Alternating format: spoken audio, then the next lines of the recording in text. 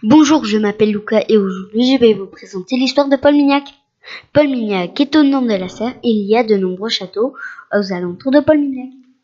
Par exemple, le château de Vexous construit au XIIIe, XIVe et XVe siècle, le château de la Cavade construit au début du XVIIe siècle ou encore le château de Pesteil construit à la fin du Moyen-Âge et rénové au XVIIe siècle. Le château de Pesteil est un château médiéval qui demeure à l'extérieur du chef-lieu.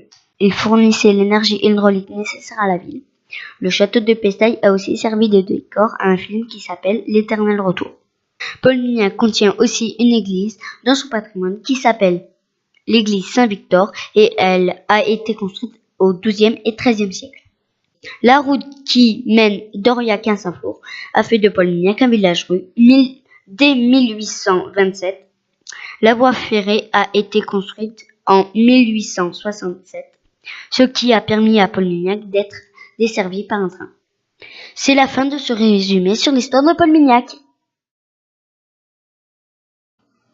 Bonjour, je m'appelle Clément. J'ai fait des recherches sur le rôle de la mairie de Paul Mignac. La mairie de Paul Mignac a été construite en 1827. Le maire s'occupe de la sécurité des habitants grâce à son pouvoir de police. Il gère l'entretien du patrimoine et les nouvelles constructions.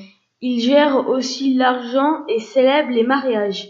Pour l'aider, il y a des conseillers municipaux. Pour être maire, il faut avoir 18 ans, avoir la nationalité française et habiter dans la commune. Le maire reste élu pour 6 ans. La mairie sert à savoir le nombre d'habitants. Comme par exemple, à Paul Mignac, il y a 1138 habitants. À la mairie de Paul Mignac, il y a 2 secrétaires dans les bureaux, 4 employés sur l'école pour aider les maîtresses en classe, à la garderie ou à la cantine. Et il y a aussi 5 employés communaux. Et en tout, donc, il y a 11 employés. Dans la mairie, il y a 4 salles. Une salle de réunion, un bureau pour le maire, un bureau pour l'accueil et un autre pour les employés municipaux.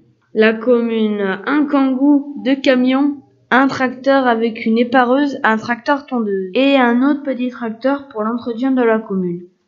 C'était quelques explications sur la mairie de Paul Mignac. Bonjour, je m'appelle Dimitri, je vais vous présenter les commerces de Paul Mignac.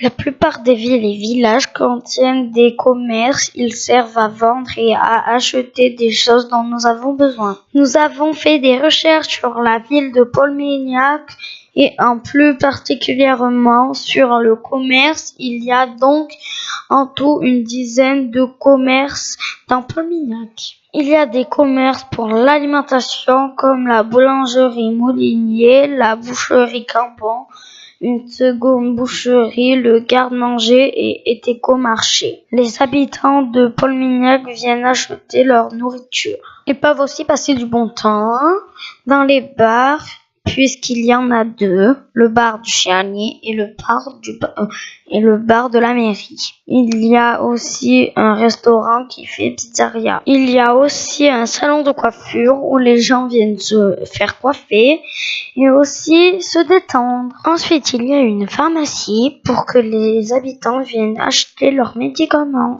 Et puis, il y a un photographe dans Paul Mignac. Voilà, on a fait le tour des commerces de Paul Mignac.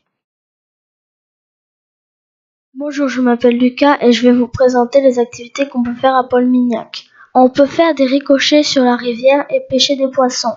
On peut se baigner à la piscine du camping ou alors dans la rivière. On peut aussi jouer au mini-golf. Il y a un parc à côté du terrain de foot où on peut aller pour s'amuser ou aller au city. On peut faire un foot ou alors faire des jeux de société. Si on aime la montagne, on peut se balader, faire des randonnées, marcher en forêt parce qu'il y a plein de montagnes comme le Lioran, le Puy-Griou, le Plan du Cantal, etc.